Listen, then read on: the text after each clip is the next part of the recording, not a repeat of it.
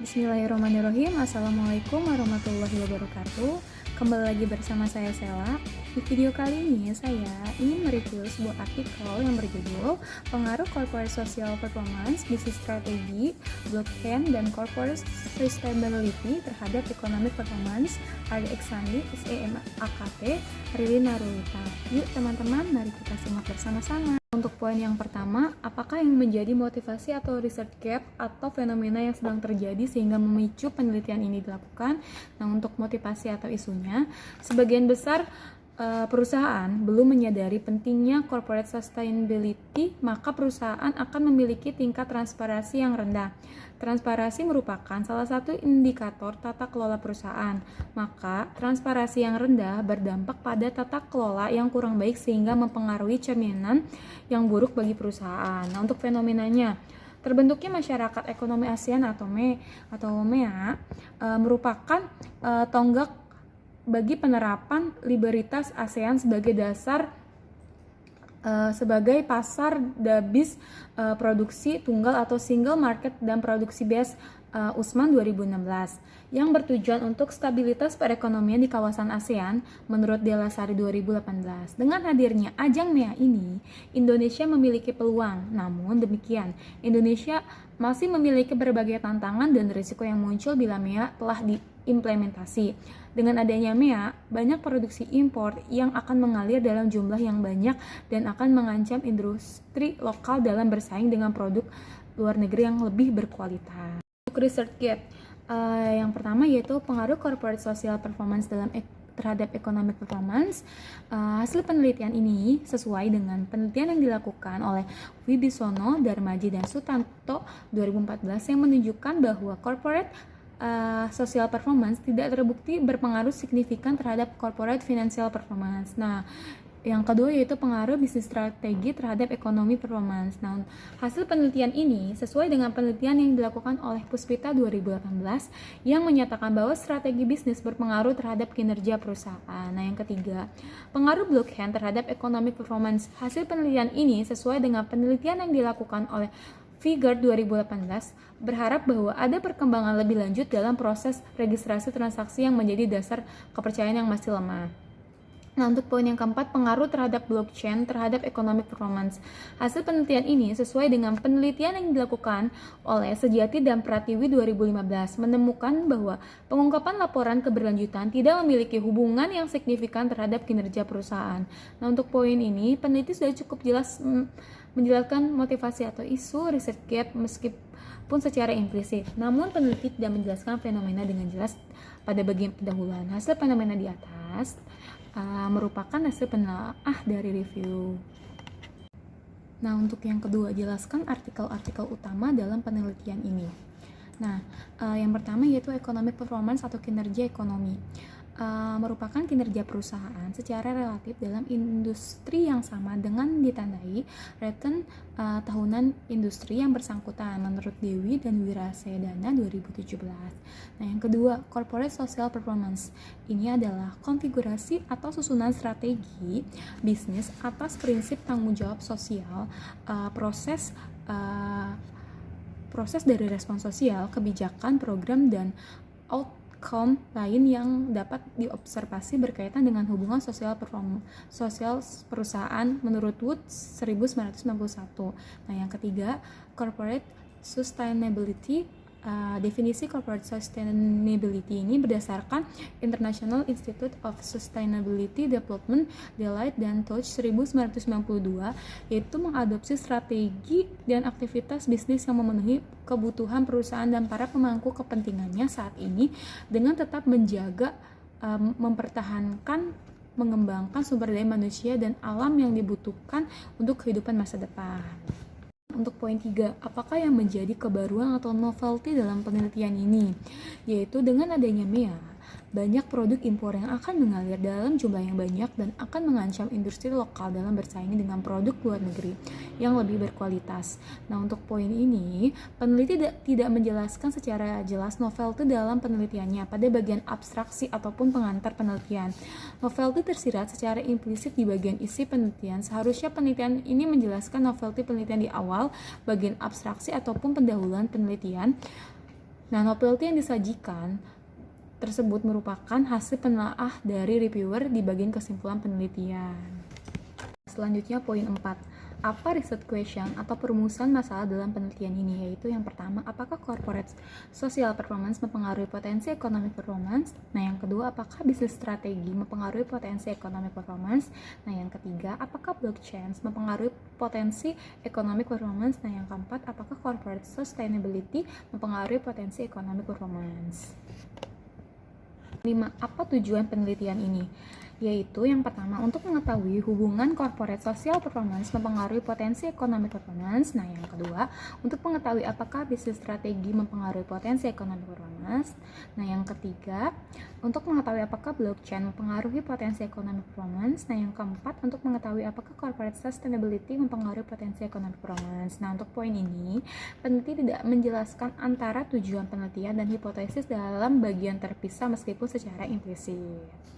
Poin 6, apakah kontribusi dalam penelitian ini? Nah, yang pertama, dalam studi ini fokus pada menjelaskan hubungan antara pengaruh CSP, bisnis strategi, blockchain, corporate sustainability berpengaruh terhadap economic performance. Nah, yang kedua, serta economic performance, CSP, bisnis strategi, blockchain, corporate sustainability. Nah, untuk poin ini peneliti hanya menjelaskan secara general. Harusnya kontribusi disampaikan lebih spesifik lagi. 7. Apakah grand teori yang digunakan dalam penelitian ini? Yaitu stewardship theory. Nah, di sini tuh menurut Donaldson dan Davis 1991, teori stewardship di sini berdasarkan teori psikologi dan sosiologi serta berasal dari pemikiran akuntansi manajemen, di mana steward termotivasi untuk berkelakuan sesuai dengan keinginan prinsipal. Nah, yang kedua di sini ada positive accounting theory. Nah, teori akuntansi positif di sini berupaya menjelaskan sebuah proses yang dapat menggunakan kemampuan, pemahaman, pengetahuan akuntansi serta penggunaan kebijakan akuntansi yang paling sesuai untuk menghadapi kondisi tertentu di masa mendatang. Nah, untuk teori stakeholder yang ketiga di sini adalah merupakan teori yang menggambarkan kepada pihak mana saja perusahaan bertanggung jawab. Stakeholder merupakan individu atau kelompok yang dapat dipengaruhi atau mempengaruhi pencapaian dari tujuan perusahaan. Nah, untuk poin ini, peneliti sudah cukup jelas dalam menyampaikan grand teori yang digunakan. Poin ke-8, jelaskan keterkaitan teori yang digunakan dengan penelitian yang sedang dilakukan, yaitu tadi ada stewardship theory, positive accounting theory, dan teori stakeholder. Nah, di sini hubungan stewardship dalam penelitian ini adalah pada economic performance, yaitu manajer tidak termotivasi oleh tujuan individu melainkan pada sasaran hasil utama mereka untuk kepentingan organisasi dan mengedepankan kepentingan organisasi lebih efektif, efisien, dan menempatkan kepentingan jangka panjang perusahaan di atas kepentingan pribadinya. Nah, untuk positive accounting theory di sini hubungannya adalah pada economic performance yang terletak pada sikap manajemen menggunakan kemampuan serta kompetensi pemahaman, pengetahuan akuntansi serta penggunaan kebijakan akuntansi yang paling sesuai untuk menghadapi kondisi tertentu di mana masa mendatang untuk meninjau mengenai kinerja ekonomi yang akan terjadi di masa mendatang. Nah, hubungan teori akuntansi positif dalam penelitian ini pada bisnis strategi yaitu terletak pada tindakan manajer dengan berlandaskan ketiga hipotesis ketika memilih kebijakan akuntansi, salah satunya yaitu mengenai pemilihan strategi bisnis yang akan diterapkan oleh perusahaan. Nah, hubungan teori akuntansi dalam penelitian ini pada teknologi blockchain di sini menjadi pilihan perusahaan untuk dapat menjaga data atau informasi agar dapat meminimalisir tingkat error dan kecurangan yang terjadi pada perusahaan. Nah, untuk teori stakeholder yang ketiga di sini, hubungan teori stakeholder dalam penelitian ini pada pengungkapan sustainability report merupakan laporan yang digunakan perusahaan untuk menginformasikan perihal kinerja ekonomi, sosial, dan lingkungan. Dengan pengungkapan ini diharapkan perusahaan mampu memenuhi kebutuhan informasi keuangan dan non-keuangan perusahaan yang digunakan oleh para stakeholder. Nah, hubungan teori stakeholder dalam penelitian ini adalah pada corporate social performance. Penerapan corporate social performance dapat menjadi strategi perusahaan untuk memenuhi kepentingan dari para stakeholder yang akan informasi non-keuangan perusahaan terkait dengan dampak sosial dan lingkungan yang timbul dari adanya aktivitas tersebut. Nah, untuk poin ini peneliti sudah cukup jelas dalam menjelaskan keterkaitan grand teori. Selanjutnya poin ke-9, untuk kerangka konseptual di sini bisa teman-teman lihat. Nah, untuk poin ini peneliti tidak membuat kerangka konseptual, nah sehingga tidak dapat memberi petunjuk atau gambaran bagi para pembaca, karena pada dasarnya tujuan kerangka konseptual di sini untuk merumuskan konsep yang mendasari penyusunan dan pengembangan SAP yang selanjutnya dapat disebut standar. Nah, tujuannya adalah sebagai acuan bagi para pengguna laporan keuangan dalam menafsirkan informasi yang disajikan pada laporan keuangan yang disusun dengan standar. Poin 10, apakah hipotesis penelitiannya? Nah, untuk H1 di sini adalah corporate social performance berpengaruh terhadap economic performance. Nah, untuk H2 di sini adalah bisnis strategi berpengaruh terhadap economic performance. Nah, untuk H3 di sini adalah blockchain berpengaruh terhadap economic performance. Nah, untuk H4 di sini corporate sustainability berpengaruh terhadap economic performance. Nah, untuk poin ini tidak ada kritik untuk poin ini.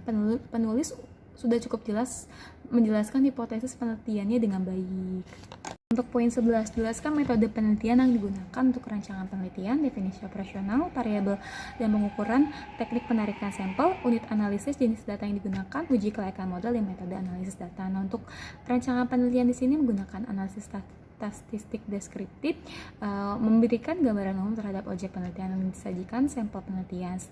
Statistik deskriptif di sini menunjukkan nilai minimum, maksimum, rata-rata atau median, dan standar deviasi. Untuk poin ini peneliti sudah cukup jelas dalam menyampaikan rancangan penelitian. Nah, selanjutnya di sini ada definisi operasional variabel dan pengukurannya. Bisa teman-teman lihat di sini di gambar ini yang saya tampilkan. Selanjutnya teknik penarikan sampel. Nah, di sini menggunakan teknik purpose sampling. Penelitian ini menggunakan data perusahaan manufaktur yang terdaftar di Bursa Efek Indonesia tahun 2014 sampai 2018. Untuk poin ini peneliti sudah cukup jelas dalam menjelaskan penarikan sampel, dan peneliti sudah menjelaskan kriteria pengambilan penelitian yang menyebutkan kriteria penarikan sampel yang digunakan dengan penelitian yang diteliti. Nah, untuk unit analisis di sini menggunakan 17 perusahaan manufaktur yang terdaftar di Bursa Efek Indonesia tahun 2014 sampai dengan 2018. Nah, untuk poin ini peneliti juga sudah cukup jelas dalam menampilkan unit analisis. Nah, yang selanjutnya yaitu jenis data. Jenis data di sini adalah penelitian data sekunder perusahaan manufaktur yang dikumpulkan dari sumber dengan menggunakan teknik dokumentasi, yaitu metode pengumpulan data dengan cara melakukan analisis terhadap semua catatan dan dokumen yang dimiliki oleh peneliti dalam laporan keuangan dibuat melalui website. Nah, untuk poin ini peneliti juga sudah jelas dalam menampilkan jenis data secara implisit. Kelayakan model di sini menggunakan analisis regresi data panel. Peneliti sudah jelas dalam menampilkan uji kelayakan model. Nah, untuk metode analisis data di sini untuk tabel 1 uji Chow bisa teman-teman lihat. Nah, selanjutnya di sini ditampilkan untuk tabel uji Hausman dan tabel 3-nya yaitu uji Lazarus multiplier. Nah, untuk poin ini peneliti juga sudah jelas dalam menyampaikan metode analisis yang digunakan dalam penelitian ini. Poin 12, jelaskan persamaan regresi yang digunakan untuk pengujian hipotesis penelitian. Nah, di sini bisa teman-teman lihat. Nah, untuk poin ini peneliti sudah jelas dalam menyampaikan persamaan regresi dalam penelitian ini. Nah, selanjutnya poin 13, jelaskan pembahasan hasil penelitian statistik deskriptif, hasil uji kelayakan model, hasil uji hipotesis, atau jelaskan hipotesis yang terbukti dan yang tidak terbukti dan pembahasannya. Nah, untuk yang analisis deskriptif di sini bisa teman-teman lihat. Nah, untuk tabel di sini ada mean, median, maksimum, bisa teman-teman lihat. Nah, dari tabel di situ bisa kita simpulkan bahwa rata-rata nilai SCV selama periode pengamatan 2014 sampai dengan 2018 adalah 18,7757. Nilai SCV di sini tertinggi yaitu 22,2783 dan nilai SCV terendah yaitu 16,553, di mana nilai standar deviasi dari variabel SCV di sini sebesar 1,3388. Nah, rata-rata nilai CSP di sini selama periode pengamatan 2014 sampai dengan 2018 adalah 0,0168. Nilai CSP tertinggi yaitu sebesar 0,0400 dan nilai CSP terendah yaitu 0,0026, di mana nilai standar deviasi di sini variabel CSP sebesar 0,0070. Nah, rata-rata nilai BS selama periode pengamatan 2014 sampai dengan 2018 adalah 17,1529. Nah, nilai BS tertinggi di sini yaitu sebesar 26,000.